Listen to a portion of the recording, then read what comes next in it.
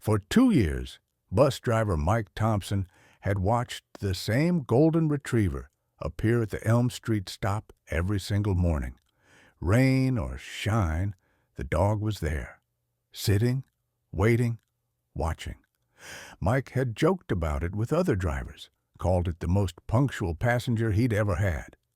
But the morning he followed the dog home and met the boy's mother, Mike realized he wasn't looking at a pet's morning routine.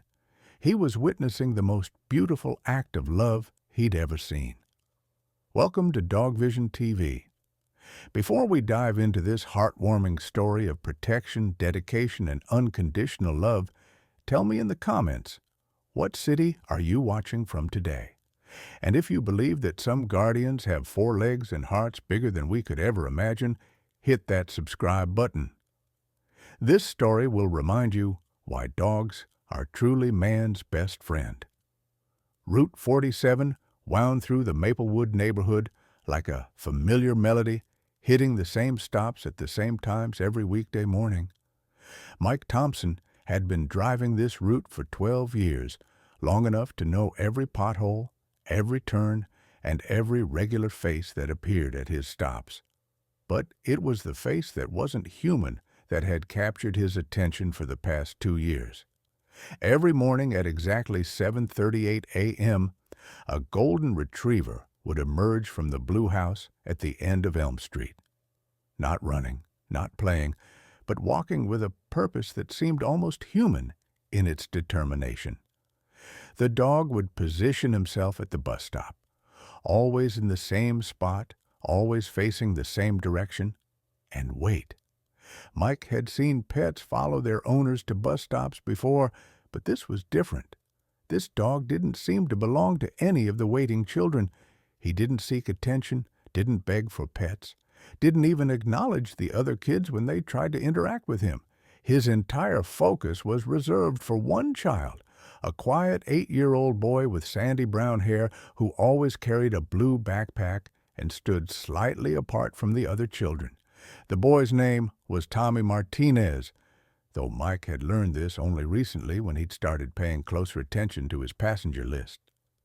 Tommy was always the last to board, always chose the same seat, 3rd row, right side, window seat, and rarely spoke to other children during the ride. What fascinated Mike wasn't just the dog's presence, but his behavior. The golden retriever would sit perfectly still while Tommy waited, but Mike noticed the dog's eyes never stopped moving, scanning the street, watching approaching cars, alert to every sound and movement in the area, like a sentinel on duty. Rain, snow, blazing summer heat. The dog's schedule never wavered. Mike had started timing his arrival at the Elm Street stop partly out of curiosity and partly out of growing admiration for the animal's dedication. 7:38 a.m. The dog appears from behind the blue house. 7:39 a.m. He takes his position at the stop. 7:40 a.m. Tommy emerges from the house, usually with a woman Mike assumed was his mother. 7:42 a.m. The school bus arrives. 7:43 a.m. Tommy boards, always with a gentle touch to the dog's head. 7:44 a.m. The bus doors close and they drive away. 7:44 a.m. The dog remains sitting, watching until the bus disappears around the corner. Only then would the golden retriever stand, stretch, and walk back toward the blue house, his morning duty complete. Mike had mentioned the dog to other drivers during their coffee breaks at the depot. "You guys should see this golden retriever on my route," he'd say. "More reliable than my alarm clock." Most laughed it off as just another quirky neighborhood story, but Mike found himself looking forward to that stop each morning. There was something comforting about the dog's unwavering presence, something that spoke to a deeper kind of loyalty than Mike encountered in most humans. The other children at the stop had noticed too. Mike overheard them calling the dog Buddy or Bus Stop Dog, and he'd seen several attempt to pet him or offer treats. The dog was always gentle, but politely disinterested, his attention never straying from Tommy. One particularly cold February morning, Mike watched as a little girl tried to coax the dog away from his post with a piece of her breakfast pastry. The golden retriever sniffed politely, even gave the girl's hand a gentle lick, but returned immediately to his position, facing the street. When Tommy appeared moments later, the dog's tail gave the slightest wag, the only emotion Mike had ever seen him display during these morning vigils. As months passed, Mike's casual interest evolved into genuine fascination. He'd been transporting children for over a decade and had developed an eye for the subtle dynamics of family life. He could usually tell which kids had involved parents, which ones were latchkey children, and which families were struggling with various challenges. Tommy Martinez fell into a category Mike couldn't quite define. The boy was quiet but not withdrawn, polite but not engaging, and seemed to exist in his own carefully constructed world. He followed routines with the precision of someone much older, and Mike noticed he became visibly anxious when those routines were disrupted. The dog, meanwhile, displayed a level of training and intelligence that went far beyond typical pet behavior.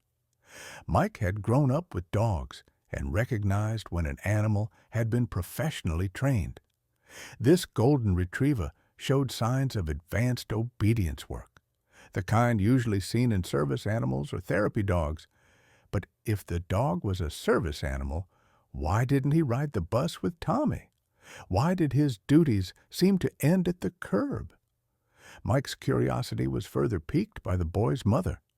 She appeared briefly most mornings, usually just long enough to see Tommy to the stop, but Mike could see the careful way she watched both her son and the dog. There was an understanding between them, a communication that suggested this arrangement was far from casual. On days when weather was particularly harsh, Mike noticed the woman would linger longer, sometimes standing by her front door until the bus had completely disappeared from view. It was the behavior of someone who understood that her child faced challenges other parents didn't have to consider. The dog seemed to understand this too. On mornings when Tommy appeared more anxious, or when his routine was slightly disrupted, the golden retriever would position himself closer to the boy, not close enough to be intrusive, but near enough to provide comfort through his mere presence. The morning that changed everything started like any other. March 15th, unseasonably warm for late winter, with the kind of clear sky that made Mike appreciate his job. He arrived at the Elm Street stop at his usual time to find the familiar scene, the golden retriever in position, Tommy waiting quietly with his blue backpack, other children chattering about their weekend plans. But something was different. As Tommy boarded the bus, he paused longer than usual when petting the dog. Mike heard him whisper something, the first time he'd ever heard the boy speak at the bus stop. The dog's response was immediate and unmistakable. He stood and gently pressed against Tommy's leg, offering comfort in a way that seemed to calm the boy's visible anxiety. It was such a natural, practiced interaction that Mike realized this wasn't random behavior. This was a trained response to a specific need. That afternoon, Mike made a decision that would change his understanding of everything he'd been witnessing. Instead of heading directly back to the depot after his route, he returned to Elm Street. He wanted to see the reunion, to understand what happened when Tommy came home. What he discovered was even more remarkable than the morning routine. At 3:47 p.m., Mike watched from his parked bus as the golden retriever emerged from behind the blue house and took his position at the stop. Not the same position as morning. This time, he sat closer to the street, facing the direction from which the bus would arrive. His body language was different too, more alert, more anxious, as if he'd been counting the minutes until this moment. When Mike's afternoon route brought the bus around the corner, he could see the dog's immediate reaction. The animal's entire body seemed to vibrate with contained excitement, though he remained in perfect position until the bus came to a complete stop. Tommy was always among the last to exit. Mike had noticed this pattern, but never understood it. Now he realized why. The moment Tommy's feet hit the pavement, the golden retriever moved, not running, but walking quickly to the boy's side. Tommy immediately placed his hand on the dog's head, and together they walked toward the house with a synchronization that spoke of countless repetitions. But Mike was observant enough to notice something else: the dog's protective positioning as they walked, the way he stayed between Tommy and the street, the careful pace that matched the boy's stride exactly. This wasn't just a pet excited to see his owner. This was a guardian completing his second shift of the day. The next morning, Mike made another decision that surprised even him. After dropping Tommy off at school, he returned to Elm Street and knocked on the door of the blue house. The woman who answered was in her mid-30s, with kind eyes that immediately showed concern when she saw Mike's school district uniform. "Is everything okay with Tommy?" she asked, before Mike could even introduce himself. "Oh, yes, ma'am. Tommy's fine. I'm Mike Thompson, his bus driver. I was actually hoping to ask you about your dog." The woman's expression shifted from concern to curiosity. "About Max? Has he been causing problems at the bus stop?" "No problems at all," Mike assured her quickly. "Actually, quite the opposite. I've been watching him for almost 2 years now, and I've never seen anything like his dedication to Tommy. I was just curious about their relationship." The woman studied Mike for a moment, then stepped aside and invited him in. "I'm Emma Martinez, Tommy's mom, and I think you might be the first person to really notice what Max does for my son." What Emma told Mike over the next 30 minutes transformed his understanding of everything he'd been witnessing. Tommy had been diagnosed with autism spectrum disorder when he was 4 years old. While he was highly functional and academically gifted, he struggled with anxiety in social situations and had difficulty processing unexpected changes to his routine. The daily bus ride to school, surrounded by noisy children in an unpredictable environment, was one of his biggest challenges. "Tommy was having panic attacks on the bus," Emma explained. "Not every day, but often enough that we were considering other transportation options. He'd come home exhausted from trying to cope with the sensory overload and social anxiety." That's when Max entered their lives. Max hadn't started as a service dog. He'd been adopted from a local rescue when he was 2 years old, intended simply as a family pet. But Emma quickly noticed something special about the golden retriever's interaction with Tommy. Max seemed to understand Tommy's needs instinctively. Emma said, "When Tommy was having a difficult day, Max would stay close. When Tommy needed space, Max would lie nearby but not crowd him. It was like he could read my son's emotional state better than most humans could." The bus stop routine had evolved naturally. At first, Emma had walked Tommy to the stop herself, but she noticed that Tommy was calmer when Max accompanied them. The dog's presence seemed to provide a buffer against the anxiety that often built up as Tommy anticipated the school day ahead. "One morning, I stayed inside to take a phone call and just watched from the window," Emma continued. "Max walked Tommy to the stop, sat with him until the bus came, and then came home. When I realized how much calmer Tommy was that day, I decided to let Max take over the morning escort duty. But Max's role went beyond simple companionship. Emma had noticed that the dog exhibited protective behaviors around Tommy, positioning himself between the boy and potential stressors, providing deep pressure therapy by leaning against Tommy when anxiety levels rose, and creating a sense of predictable routine that helped Tommy navigate his day. The bus stop was just the beginning, Emma explained. Max started waiting for the afternoon bus, too. At first, I thought it was just coincidence, but then I realized he was tracking Tommy's schedule. Somehow, he knew exactly when that bus was supposed to arrive. Mike learned that Max's afternoon routine was even more complex than what he'd observed. The dog didn't just wait at the stop. He began his vigil at the window inside the house 20 minutes before the bus was due, watching the street with the intensity of someone awaiting the most important arrival of the day. But here's what really amazed me, Emma said, leading Mike to the living room where photos covered the mantelpiece. Max started doing things we never trained him to do.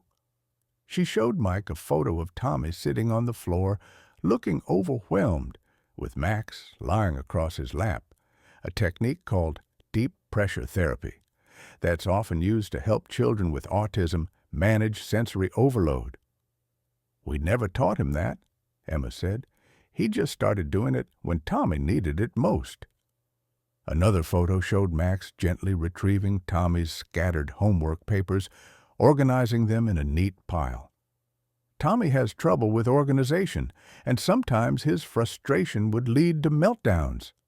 Max began helping him collect his things, almost like he understood that bringing order to the chaos helped Tommy feel better. Mike learned that Max had essentially become an unofficial therapy dog, providing services that would typically require months of professional training. The dog had learned to recognize the early signs of Tommy's anxiety and respond with appropriate interventions. "The morning bus routine isn't just about getting Tommy to school," Emma explained. "It's about starting his day with confidence.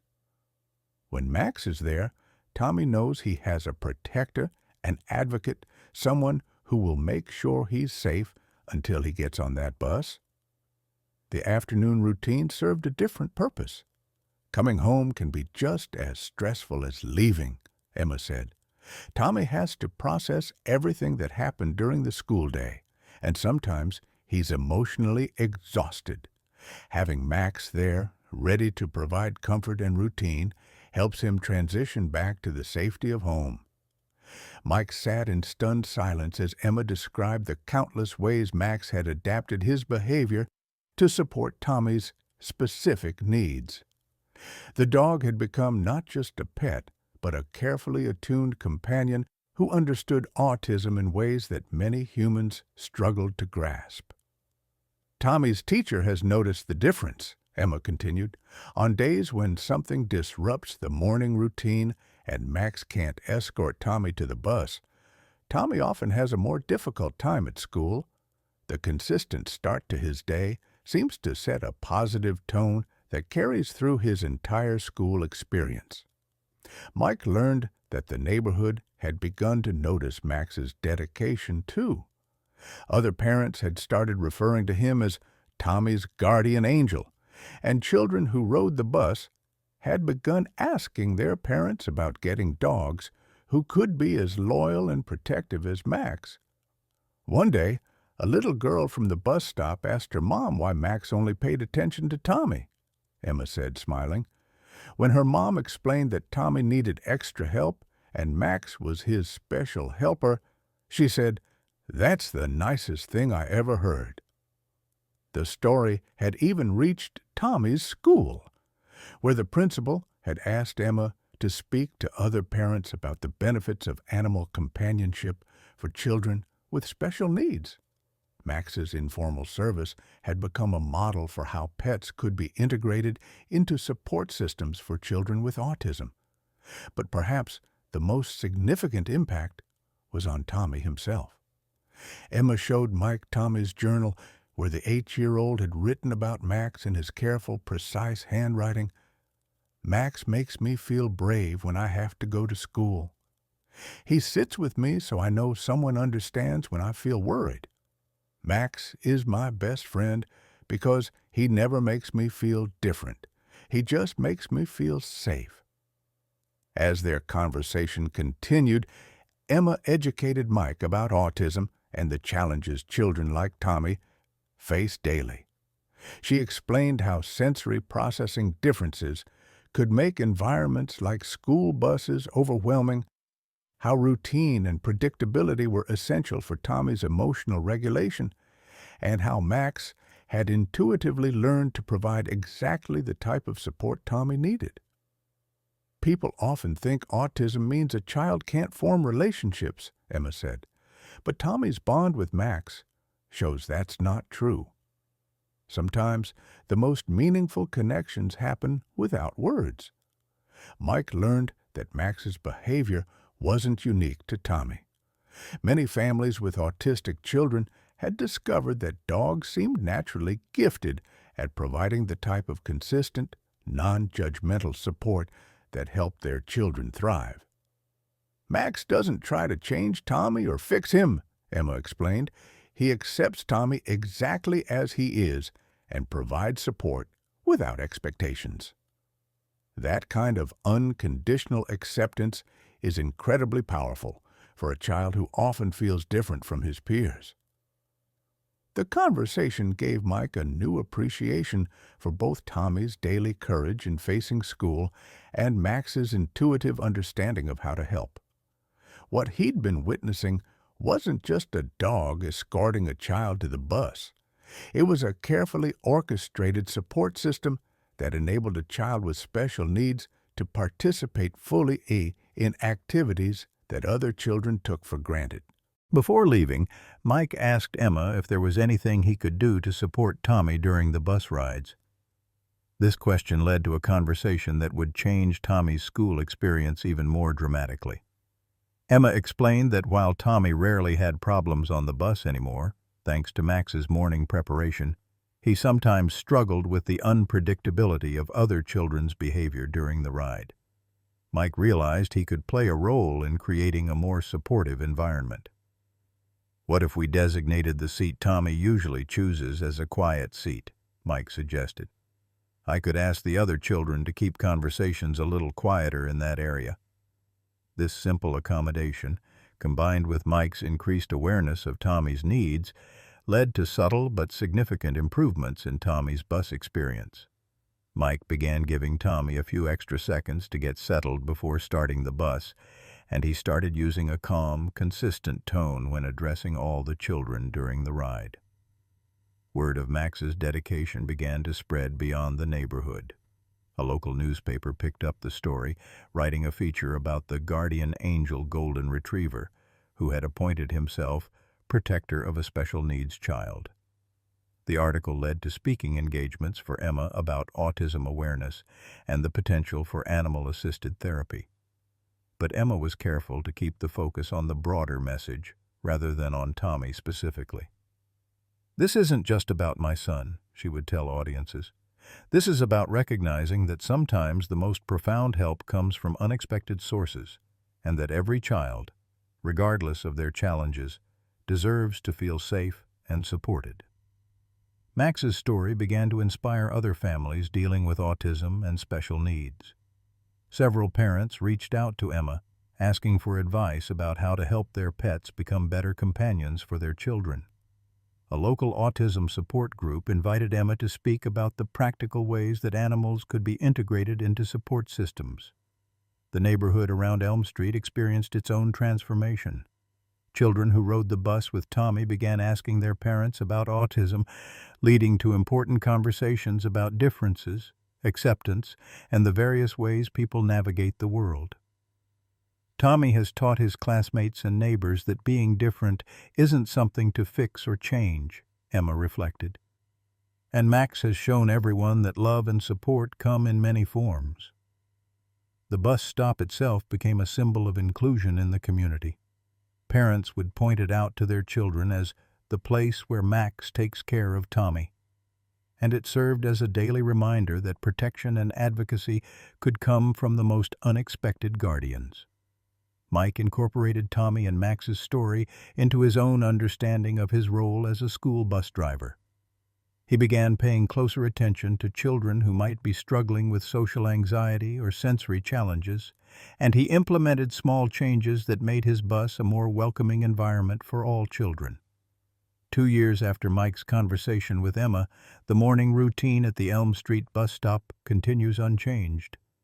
Max still appears at 7:38 a.m., still takes his position with military precision, still provides the unwavering support that helps Tommy face each school day with confidence. Tommy, now 10 years old, has grown more confident and independent. But his bond with Max remains as strong as ever.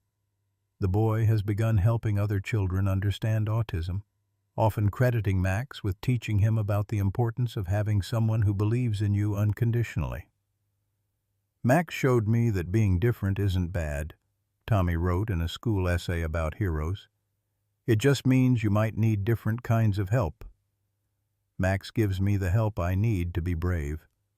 Emma continues to advocate for autism awareness and animal-assisted therapy, but she's careful to emphasize that Max isn't a trained service dog.